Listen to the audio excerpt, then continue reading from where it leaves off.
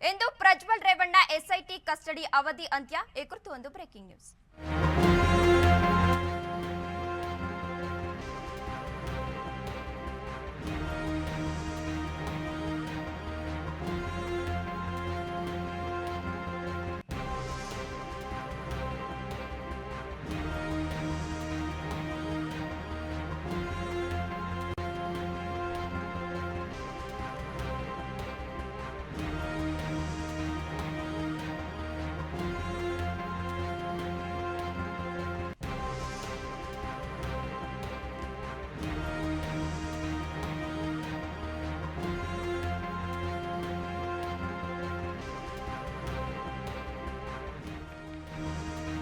ಎಂದು ಪ್ರಜ್ವಲ್ ರೇವಣ್ಣ ಅಶ್ಲೀಲ ವಿಡಿಯೋ ಪ್ರಕರಣ.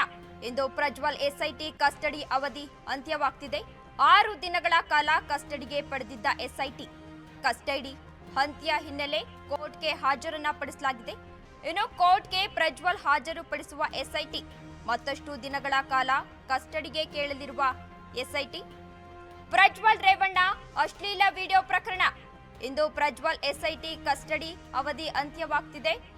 6 ದಿನಗಳ ಕಾಲ ಕಸ್ಟಡಿಗೆ ಪಡೆದಿದ್ದ ಎಸ್ಐಟಿ ಕಸ್ಟಡಿ ಅಂತ್ಯ ಹಿನ್ನೆಲೆ ಕೋರ್ಟ್ಗೆ ಹಾಜರುಪಡಿಸಲಾಗುತ್ತಿದೆ.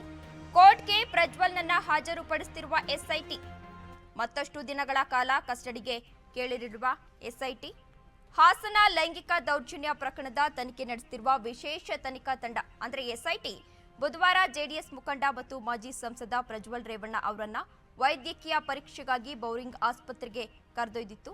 ಪ್ರಜ್ವಲ್ ಆಸ್ಪತ್ರೆಗೆ ದಾಖಲಾಗುತ್ತಿರುವುದು ಇದು 2ನೇ ಬಾರಿಯಾಗಿದೆ. ಇದಕ್ಕೂ ಮುನ್ನ ಮೇ 31ರಂದು ಎಸ್ಐಟಿ ವಶಕ್ಕೆ ಪಡೆದ ಬಳಿಕ ಅವರನ್ನ ವೈದ್ಯಕೀಯ ಪರೀಕ್ಷೆಗೆ ಒಳಪಡಿಸಲಾಗಿತ್ತು. ಜರ್ಮನಿಯ ಮ್ಯೂನಿಚ್ನಿಂದ ಹಿಂದಿರುಗಿದ ನಂತರ ಬಂಧನಕ್ಕೊಳಗಾದ ನಂತರ ಮೇ 31ರಂದು ಪ್ರಜ್ವಲ್ ಅವರನ್ನ ಎಸ್ಐಟಿ 42ನೇ ಎಸಿಎಂಎಂ ಮುಂದೆ ಹಾಜರುಪಡಿಸಿತು. ನ್ಯಾಯಾಲಯವು ಅವರನ್ನ ಜೂನ್ 6ರವರೆಗೆ ಎಸ್ಐಟಿಗೆ ಕಸ್ಟಡಿಯನ್ನ ನೀಡಿತು. ಎಸ್ಐಟಿ ಆತನನ್ನ ಹಾಜರುಪಡಿಸಲಿದೆ. ಕಸ್ಟಡಿ ಕೊನೆಗೊಳ್ಳುತ್ತಿದ್ದಂತೆ ಗುರುವಾರ ಮತ್ತೆ ನ್ಯಾಯಾಲಯದ ಮುಂದೆ ನಿಲ್ಲಿಸಲಿರುವಂತದ್ದು.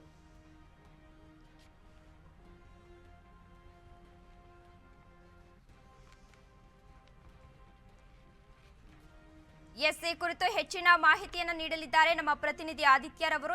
ಆದಿತ್ಯ, ಇಂದು ಪ್ರಜ್ವಲ್ ಎಸ್ಐಟಿ ಕಸ್ಟಡಿ ಅವಧಿ ಅಂತ್ಯವಾಗ್ತಿದೆ. ಈ ಕುರಿತು ಏನೆಲ್ಲ ಅಪ್ಡೇಟ್ಸ್ ಇದೆ ಆದಿತ್ಯ? ತೇಜಸ್ವಿನಿ, ಒಂದ್ ರೀತಿಯಾಗಿ ರೇವಣ್ಣ ಅವರ ಕುಟುಂಬಕ್ಕೆ ಸಂಕಷ್ಟ ಅಂದ್ರೆ ಕೂಡ ತಪ್ಪಾಗ್ಲಿಕ್ಕಿಲ್ಲ ಅಂತಾನೆ ಹೇಳ್ಬೋದು. ಮೊದ್ಲಿಂದ ಇಷ್ಟು ಶುರುವಾಗಿದ್ದು ಎಲ್ಲ ಪ್ರಜ್ವಲ್ ರೇವಣ್ಣ ಅವರ ಕೇಸ್ ನಿಂದ ಸ್ಟಾರ್ಟ್ ಆಗಿದ್ದು ಈಗ ರೇವಣ್ಣ ಅವ್ರಿಗೂ ತಂದ್ಕೊಡ್ತು ಒಂದ್ ರೀತಿಯಾದ ಕಷ್ಟ ಅಂತಾನೆ ಹೇಳ್ಬೋದು. ಅದಾದ ಬೆನ್ನಲ್ಲೇ ಭವಾನಿ ರೇವಣ್ಣಗೂ ಕಷ್ಟ ತಂದ್ಕೊಡ್ತು. ಇದೆಲ್ಲ ನಂತರ ನೋಡೋಣ ರೇವಣ್ಣ ಅವ್ರದ್ದು, ಭವಾನಿ ರೇವಣ್ಣ ಅವ್ರದ್ದು. ಈಗ ಮೂಲತಃ ಪ್ರಜ್ವಲ್ ರೇವಣ್ಣ ಎಲ್ಲ ಶುರು ಆಗಿದ್ದು ಒಂದ್ ರೀತಿಯಾಗಿ 30-35 ದಿನಗಳ ಕಾಲ ನಾಪತ್ತೆ ಆಗಿದ್ದ ಪ್ರಜ್ವಲ್ ರೇವಣ್ಣ ಮುನಿಚ್ ಜರ್ಮನಿಯಿಂದ ವಾಪಸ್ ಬರ್ತಿದ್ದಂಗೆ ಪೊಲೀಸ್ ಅವರು ಕೂಡ ಅವರಿಗೆ ವಶಕ್ಕೆ ಪಡಿಸ್ಕೊಂಡು ಅದಾದ ಬೆನ್ನಲ್ಲೇ ಬೋರಿಂಗ್ ಹಾಸ್ಪಿಟಲ್ಗೆ ಹೋಗಿ ಅಲ್ಲಿ ಕೂಡ ನಾರ್ಮಲ್ ಮೆಡಿಕಲ್ ಚೆಕ್ಅಪ್ ಅನ್ನ ಮಾಡಿಸಿ ಅದಾದ ಬೆನ್ನಲ್ಲೇ 42nd ಎಸಿಎಂಎಂ ಜನಪ್ರತಿನಿಧಿಗಳ ಕೋರ್ಟ್ ಏನಿದೆ ಅಲ್ಲಿ ಕೂಡ ಪ್ರೊಡ್ಯೂಸ್ ಮಾಡ್ತಾರೆ. ಅಲ್ಲಿ 6 ದಿನಗಳ ಕಾಲ ಒಟ್ಟಾರೆಯಾಗಿ 7 ದಿನಗಳ ಕಾಲ ಅವರಿಗೆ ಕಸ್ಟಡಿಗೆ ಕೊಡಲಾಗುತ್ತೆ. ಪೊಲೀಸ್ ಕಸ್ಟಡಿ ಅಂದ್ರೆ ಎಸ್ಐಟಿ ವಿಚಾರಣೆಗೆ ಕೊಡಲಾಗುತ್ತೆ. ಅಲ್ಲಿ ವಿಚಾರಣೆಯಲ್ಲೂ ಕೂಡ ಸಹ ಪ್ರಜ್ವಲ್ ರೇವಣ್ಣ ಅವರು ಯಾವುದೇ ರೀತಿಯಾಗಿ ಸಹಕರಿಸುವುದಿಲ್ಲ. ಅವರ ಪ್ರಶ್ನೆಗಳಿಗೆ ನೇರವಾಗಿ ಉತ್ತರ ಕೊಡೋದಿಲ್ಲ ಪ್ರಜ್ವಲ್ ರೇವಣ್ಣ ಅವರು. ಅಲ್ಲಿ ಎಸ್ಐಟಿ ತನಿಖಾ ತಂಡದಲ್ಲಿ ಕೇಳಿದ್ರೆ ನನಗೆ ಯಾವುದೇ ರೀತಿಯಾದ ಸಂತ್ರಸ್ತೆಯರು ಗೊತ್ತಿಲ್ಲ, ನಮ್ಮನೇಲಿ ತುಂಬಾ ಜನ ಕೆಲ್ಸದವರು ಇದ್ದಾರೆ ಅಂತ ಈ ರೀತಿಯಾಗಿ ಕೂಡ ಅವ್ರು ಯಾವುದೇ ರೀತಿಯಾದ ಸರಿಯಾದ ಉತ್ತರ ಕೂಡ ನೀಡಿರಲಿಲ್ಲ, ನೇರ ಉತ್ತರ ಕೂಡ ನೀಡಿರಲಿಲ್ಲ ಎಸ್ಐಟಿ ತನಿಖಾ ತಂಡಕ್ಕೆ ಅಂತ ಕೂಡ ತಿಳಿದು ಬರ್ತಾ ಇತ್ತು. ಮತ್ತೆ ಇವತ್ತು ಪ್ರಜ್ವಲ್ ರೇವಣ್ಣ ಅವರ ಪೊಲೀಸ್ ಕಸ್ಟಡಿ ಏನ್ ಕೊಟ್ಟಿದ್ದಾರೆ ಅದು ಅಂತ್ಯಗೊಳ್ಳುತ್ತೆ. ಮತ್ತೆ ಇವತ್ತು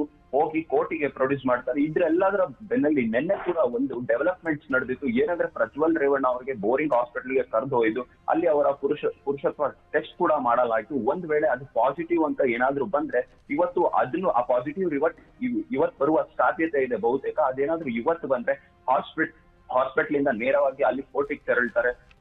ಕೋರ್ಟ್ಗೆ ಹೋದ ರಿಪೋರ್ಟ್ಸ್ ಕೂಡ ಹೇಳುತ್ತೆ. ಅದಾದ ಬೆನ್ನಲ್ಲೇ ಪ್ರಜ್ವಲ್ ರೇವಣ್ಣ ಅವ್ರಿಗೂ ಕೋರ್ಟ್ ಅಲ್ಲಿ ಪ್ರೊಡ್ಯೂಸ್ ಮಾಡಲಾಗುತ್ತೆ. ಒಂದ್ ವೇಳೆ ಆಗಿ ಜಡ್ಜ್ ಮುಂದೆ ಆ ವಿಷಯಗಳನ್ನ ಇಟ್ಟು ಪಿಪಿ ಆಗಿ ಅಶೋಕ್ ಅವರು ಕೂಡ ಇದ್ದಾರೆ, ಅವ್ರು ಕೂಡ ವಾದ ಆಕ್ಷೇಪಣೆ ಮಂಡಿಸಬಹುದು. ಮತ್ತೆ ಇನ್ನಷ್ಟು ದಿನಗಳ ಕಾಲ ವಿಚಾರಣೆಗೆ ಕೊಡಿ ಪ್ರಜ್ವಲ್ ರೇವಣ್ಣಗೆ ಅಂತ. ಯಾಕಂದ್ರೆ ಇವಾಗ ಕೂಡ ಅಷ್ಟೇ ಪ್ರಜ್ವಲ್ ರೇವಣ್ಣ ಅವ್ರು ಯಾವುದೇ ರೀತಿಯಾಗಿ ಸಹಕರಿಸಲಿಲ್ಲ, ನೇರ ಉತ್ತರ ಕೂಡ ಕೊಡ್ಲಿಲ್ಲ ಅಂತ ತಿಳಿದು ಬರ್ತಿದೆ. ಮತ್ತೆ ಇನ್ನು ಕೆಲವಷ್ಟು ದಿನಗಳ ಕಾಲ ಅವ್ರಿಗೆ ಮತ್ತೆ ಪೊಲೀಸ್ ಕಸ್ಟಡಿಗೆ ಕೇಳುವ ಸಾಧ್ಯತೆ ಇದೆ ಅಂತಾನೆ ಹೇಳ್ಬೋದು.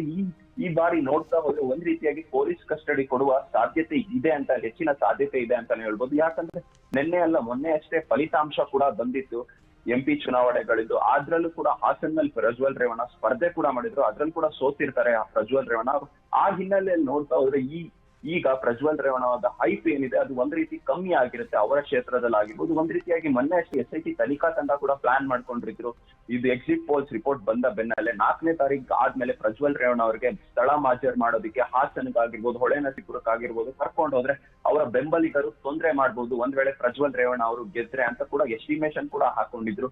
ಈಗ ಆ ಎಸ್ಟಿಮೇಷನ್ ಗಳು ಎಲ್ಲ ಈಸಿ ಆಗಿದೆ. ಒಂದ್ ರೀತಿ SIT ತನಿಖಾ ತಂಡಕ್ಕೆ ಪ್ರಜ್ವಲ್ ರೇವಣ್ಣ ಅವರಿಗೆ ಹಾಸನ ಆಗಿರ್ಬೋದು, ಹೊಳೆನರಸೀಪುರ ಆಗಿರ್ಬೋದು ಮಾಜರ್ಗೆ ಕರ್ಕೊಂಡು ಹೋಗೋದಕ್ಕೆ ಈಸಿ ಅಂತಾನೆ ಹೇಳ್ಬೋದು. ಯಾಕಂದ್ರೆ ಅಲ್ಲಿ ಗೆದ್ದಿಲ್ಲ ಈ ಬಾರಿ ಪ್ರಜ್ವಲ್ ರೇವಣ್ಣ ಸೋತಿರುವಂತ ಒಂದು ಕಾರಣಗಳಿಂದ ಅವರಿಗೆ ಬಹುತೇಕ ಈಸಿ ಆಗ್ಬೋದು SIT ತನಿಖಾ ತಂಡಕ್ಕೆ ವಿಚಾರಣೆಗೆ ಒಳಪಡಿಸೋದು ಅಂತ ಕೂಡ ಹೇಳ್ಬೋದು. ಮತ್ತೆ ಇವತ್ತು ಏನಿದೆ 42nd ACMM ಜನಪ್ರತಿನಿಧಿಗಳ ಕೋರ್ಟ್ ಅಲ್ಲಿ ಕೂಡ ಇವತ್ತು ವಾದ ಪ್ರತಿವಾದ ಕೂಡ ನಡೆಯುತ್ತೆ. ಇದೆಲ್ಲದರ ಡೆವಲಪ್ಮೆಂಟ್ಸ್ ಕೂಡ ನಾವು ನೇರವಾಗಿ ತಲುಪಿಸ್ತಾನೆ ಹೋಗ್ತೀವಿ. ಮೊನ್ನೆ ಕೂಡ ಅಷ್ಟೇ ಅವರ ಡೆವಲಪ್ಮೆಂಟ್ಸ್ ಏನಿತ್ತು ಕ್ಷಣದ ಮಾಹಿತಿ ಕೂಡ ನಾವು ತಲುಪಿಸ್ತಾನೆ ಇದ್ವಿ. ಇವತ್ತು ಕೂಡ ಅಷ್ಟೇ ತಲುಪಿಸುವ ಕೆಲಸವನ್ನು ಮಾಡ್ತೀವಿ. ಇವತ್ತು ಬಹುತೇಕ ನೋಡೋದಾದ್ರೆ ಪೊಲೀಸ್ ಕಸ್ಟಡಿಗೆ ಪಡೆಯುವ ಸಾಧ್ಯತೆ ಇದೆ ಅಂತಾನೆ ಮೇಲ್ನೋಟಕ್ಕೆ ತಿಳಿದು ಬರ್ತಾ ಇದೆ ತೇಜಸ್ವಿನಿ. ಎಸ್, ಧನ್ಯವಾದ ಆದಿತ್ಯ ತಮ್ಮೆಲ್ಲ ಮಾಹಿತಿಗಾಗಿ.